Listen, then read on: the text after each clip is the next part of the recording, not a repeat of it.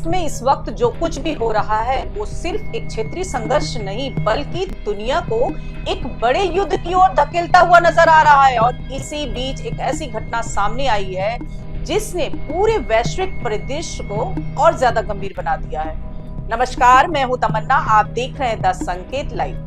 आज हम बात करेंगे उस खतरनाक रेस्क्यू ऑपरेशन की जिसमें डोनाल्ड ट्रंप ने दावा किया है कि अमेरिका ने दुश्मन देश ईरान के अंदर घुसकर अपने लापता एयरमैन को बचा लिया और इसे अमेरिकी इतिहास का सबसे साहसी मिशन बताया जा रहा है दोस्तों।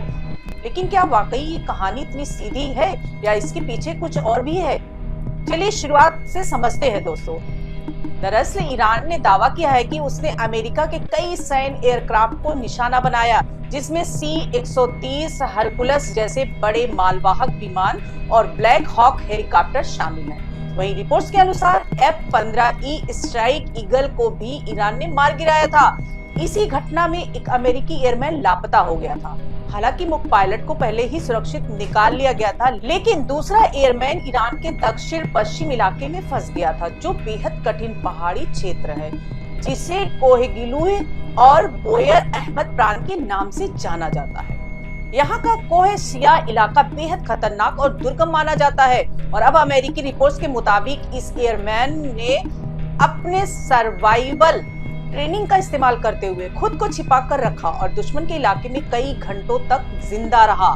इसके बाद अमेरिका ने एक बड़ा सर्च और रेस्क्यू ऑपरेशन लॉन्च किया और आखिरकार उसे सुरक्षित बाहर निकाल लिया गया। ट्रंप ने सोशल मीडिया पर कहा कि ये पहली बार है जब 2 अमेरिकी पायलटों को दुश्मन के इलाके से जिंदा वापस लाया गया और अमेरिका कभी अपने सैनिकों को पीछे नहीं छोड़ता। लेकिन दूसरी तरफ ईरान का दावा है कि बिल्कुल ही अलग है। ईरान ने कहा कि अमेरिकी ऑपरेशन पूरी तरह विफल रहा और अमेरिका अपनी नाकामी छुपाने के लिए ऐसी कहानियां बना रहा। यानी दोनों देशों के दावों में जमीन आसमान का फर्क है। अब सवाल ये है कि सच क्या है दोस्तों, क्योंकि युद्ध के समय सूचना भी एक हथियार बन जाती है और हर देश अपनी तरफ से नैरेटिव बनाने की कोशिश करता है। अब इस पूरे घटनाक्रम के बीच एक और बड़ा मोड़ तब आया दोस्तों जब ट्रंप ने ईरान को सीधे तौर पर धमकी दे दी। उन्होंने कहा कि अगर ईरान ने स्ट्रेट ऑफ होर्मुज को नहीं खोला तो अमेरिका ईरान के पावर प्लांट और पुलों को निशाना बनाएगा। उन्होंने यहाँ तक कह दिया कि मंगलवार को पावर प्लांट डे और ब्रिज डे होगा, यानी एक ही दिन में बड़े पैमाने पर हमले किए जाएंगे। ट्रंप ने इस धमकी के लिए एक तय समय सीमा भी दिया है, मंगलवार रात 8 बजे ईस्टर्न टाइम यानी भारतीय समय के अनुसार बुधवार सुबह, और कहा कि अगर तब तक ईरान ने कोई कदम नहीं उठाया तो उसे भारी नुकसान उठाना पड़ेगा। और अब यहाँ समझना जरूरी है दोस्तों कि होर्मुज जलडमरू इतना महत्वपूर्ण क्यों है।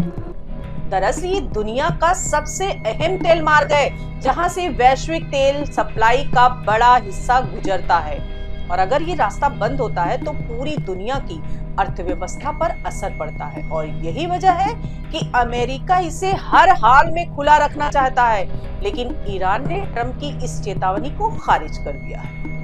ईरान के अधिकारियों का कहना है कि होर्मुज तभी खुलेगा जब ट्रांजिस्टोल का एक हिस्सा युद्ध में हुए नुकसान की भरपाई के लिए इस्तेमाल किया जाएगा।